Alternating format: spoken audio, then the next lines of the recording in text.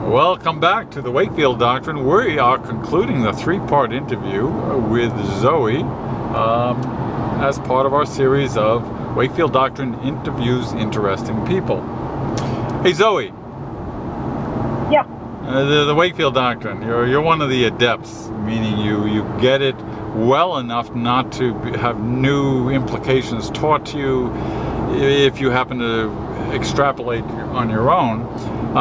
What's the most aggravating thing about that Wakefield Doctrine that you find? The most aggravating thing for me is,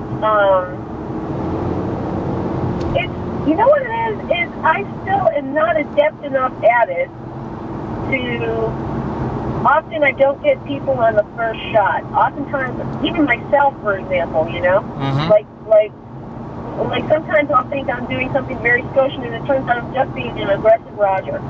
Okay. Yep. Yep. And so I'll think to myself, like I'm doing, I don't know. I just read other people sometimes. You know how you see other people in your environment and stuff. Yep. And you don't want to flip with them or anything, but you're thinking about how they're reacting to things or how they're going to react. That's what the fun of the doctrine is, right? Yeah.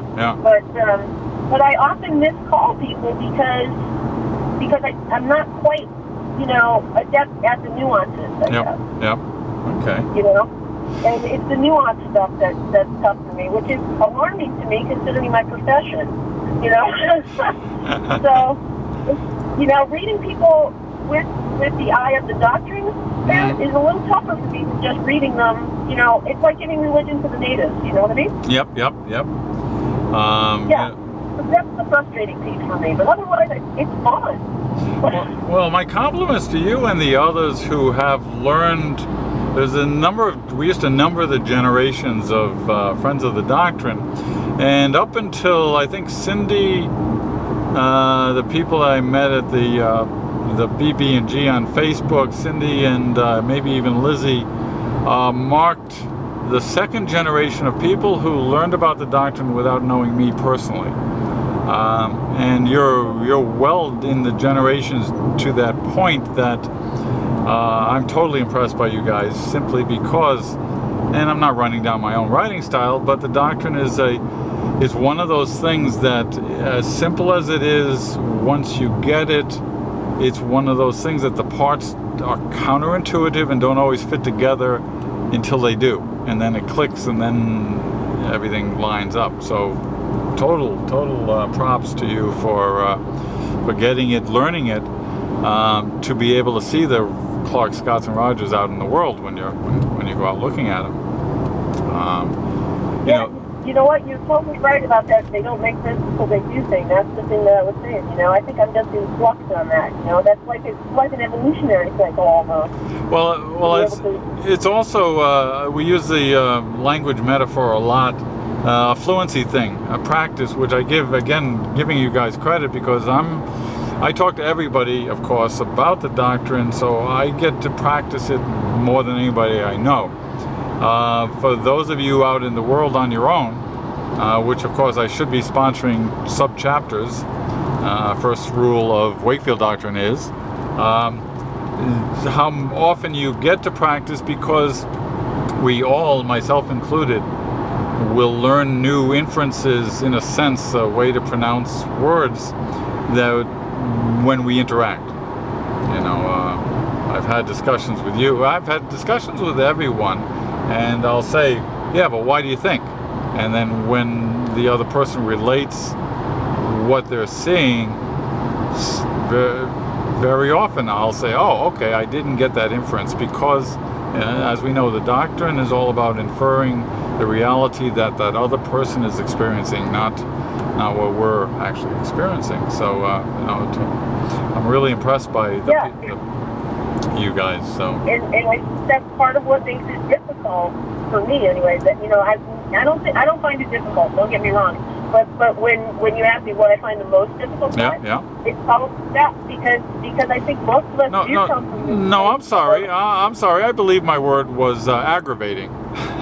I believe I used the term aggravating. Is that right? Oh, What's aggravating them? Oh, what pisses me off the most? Yes, actually, that's what I was going. Well, if that's the case, Clark, we're talking about you. No, I'm just kidding. Actually, you know what? I think, but I think you're right. You know, I think most of us come from a place of judgment of other people. You know what I mean? So, you know, not necessarily in a pejorative or a negative way, but you know, I think most of us look at a personality theory and say, hey, I got you pegged. You know what I mean? Yeah. You know, instead of like, you know, letting everybody think it out for themselves. And so I think that's the thing that I find the most aggravating is that I have to think that in myself.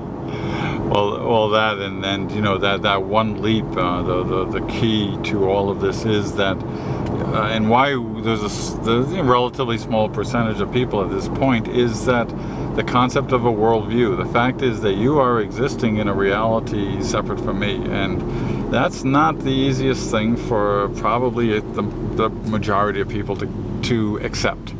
Right. You know, and you know, we've all been exposed to it from growing up. Walk a mile in the person's moccasins. All of those kinds of things that are hinting at the idea that you have your life and you need to understand that maybe they're experiencing something different, not refusing to understand, not listening, lying. All of the ways we accommodate the behavior of others, and then go for the wait a minute, they're in a different world. That's the tricky part that you guys obviously get, because you know that's the tricky part. You're right, and that's what makes it aggravating. But that's what I really love about it too.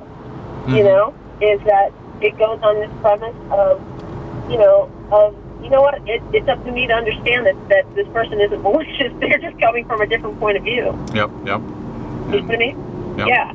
It's a very, you know, I don't know what your background is here or whatever, but it's a very Buddhist sort of principle. It's a what?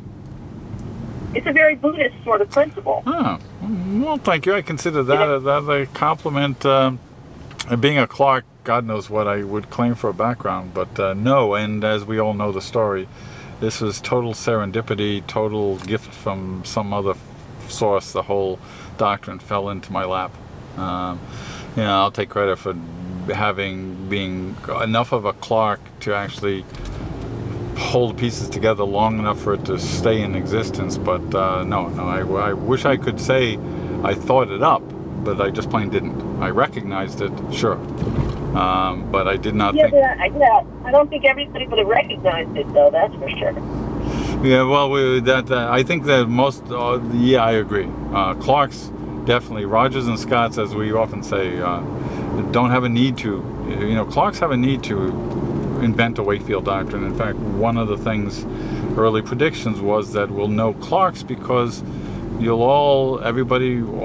one of us has something working, some kind of Wakefield doctrine effort, because the nature of Clarks is that we're outsiders looking to understand our way back into the real world. And, you know, that's yeah. You know, I was at breakfast with a friend this morning trying to explain the doctrine to him, and boy, it was tough. And I was trying to figure out if it was because I was more Clark and he was more Roger, or you know, so was it my Clarkisms or was it his Rogerian thing that just didn't want to take it?